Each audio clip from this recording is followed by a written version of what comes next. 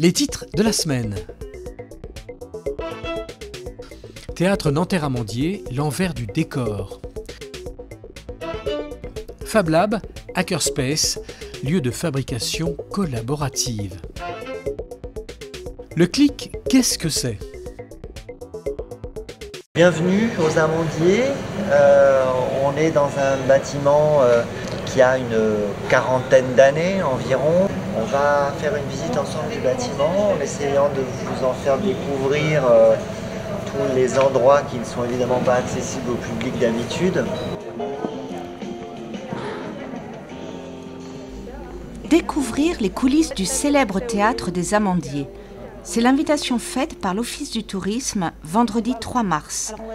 Une visite qui a démarré dans la grande salle de 900 places et s'est poursuivie dans les vastes ateliers de construction de décors. On reçoit, et c'est une belle surprise à chaque fois, des gens qui n'ont jamais franchi la porte du lieu quand ils viennent le visiter. Et ça, quelque part, à un endroit, par un endroit ou par un autre, faire entrer les gens dans un théâtre, c'est toujours une belle victoire.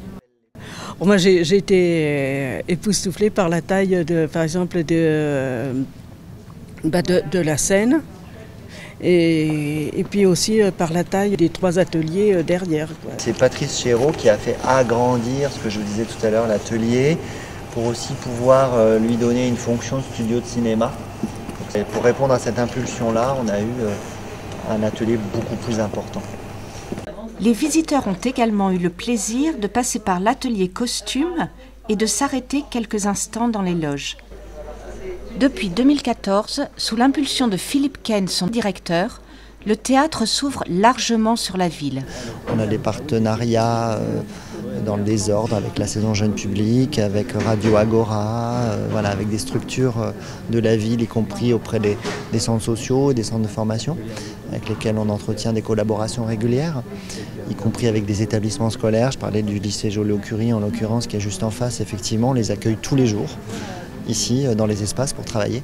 Donc là, on a eu une visite passionnante. Il y en a qui sont organisés d'ailleurs sans nous, par le Théâtre des Amandiers lui-même. Et nous invitons les Nanterriens à découvrir un petit peu plus leur ville et ses infrastructures. Tablettes, liseuses, accès au réseau Wi-Fi, les médiathèques municipales disent bienvenue au monde numérique.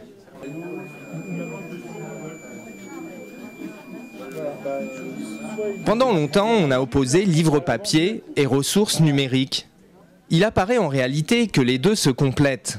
C'est pourquoi le mois de mars sera numérique dans les médiathèques. L'idée, c'est quand même que les médiathèques, qui sont des lieux de connaissances, des lieux de divertissement, des lieux de découverte, des lieux de rencontre, s'approprient de plus en plus ces outils et ces usages numériques, parce qu'on parle de numérique, c'est des outils, mais c'est surtout des pratiques. C'est l'introduction des liseuses dès maintenant. Bientôt, on aura le Wi-Fi, donc on pourra utiliser des tablettes et puis faire des animations avec des tablettes, ou demander, pas forcément prêter, mais que les gens puissent utiliser les tablettes pour faire des recherches, pour faire des choses avec. Un mois d'ateliers, de rencontres, de conférences et de performances pour créer, apprendre, jouer et partager avec les outils numériques. C'est bien de montrer dans la médiathèque tout ce qui peut être fait. On va faire des ateliers de code pour les enfants, apprendre à coder, pour construire des mini-ordinateurs comme Arduino. Maintenant, il y a plein de possibilités à la portée de tous pour faire des choses ensemble. Parmi les initiatives proposées, on pouvait participer à un atelier électroaudio pour aborder des notions scientifiques et techniques tout en s'amusant. Où l'idée c'était de faire ensemble et d'apprendre une technique, en l'occurrence celle de la soudure, avec l'Electrolab. Alors l'Electrolab, c'est un hackerspace. Un hackerspace, c'est un endroit où les gens peuvent venir bidouiller ensemble, c'est-à-dire venir bricoler sur un objet, autour d'un objet, ou venir réparer un objet, ou venir fabriquer. Et puis est venue l'idée de faire un événement où on pourrait apporter un peu de technologie pour montrer que voilà, un objet technologique, il n'est pas magique, il est fait de métal. on démystifie tout ça pour montrer qu'on peut mettre les doigts dedans et qu'on maîtrise cette technologie. C'est la surprise un peu. C'est pas trop ce qui nous attend là. Tiens Léo, tu soudes? Je prends le fer à souder. Ah. Et là, je touche ici. Je pense que c'est vraiment très sympa parce que ça leur permet de manipuler. Puis il n'y a pas beaucoup d'enfants, ils sont très bien accompagnés tout le long de cet atelier. C'est très intéressant, c'est des choses qu'ils ne font pas, qu'ils n'ont pas l'occasion de faire, ni à nous de faire avec eux. Donc je pense qu'ils s'éclatent. Plein d'autres rendez-vous sont programmés ce mois-ci. Tout est précisé sur le site internet www.nanterre.fr. La suite en bref. Robotique, la semaine de la robotique organisée par la ville de Nanterre et l'éducation nationale aura lieu du 13 au 23 mars à la salle des congrès. Et pour la première fois cette année, elle sera accessible à tous les publics samedi 18 de 14h à 17h. Une démarche scientifique à partager avec ses enfants. Mécanique. Samedi 11 mars de 9h à midi, le lycée Claude Chappe ouvre ses portes aux collégiens de 3e.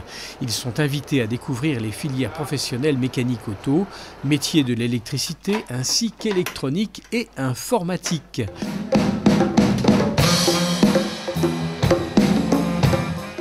Les bœufs du mercredi se transforment en scène ouverte jam session. 15 minutes sur scène pour présenter ses compositions ou reprises. Une fois par mois, la maison Daniel Ferry fait la part belle aux groupes et musiciens locaux.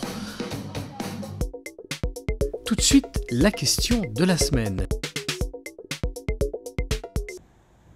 Le Centre local d'information et de coordination gérontologique a déménagé à l'Hôtel de Ville. Qu'est-ce que le CLIC ? C'est un service du CCAS dédié à l'accompagnement des seniors dans leur maintien à domicile. Ça veut dire quoi? En gros, il s'agit de comprendre la situation du senior dans son environnement social, dans sa situation d'autonomie, sa situation médicale, etc. pour lui proposer les aides les plus adaptées à sa situation pour prévenir les risques de perte d'autonomie.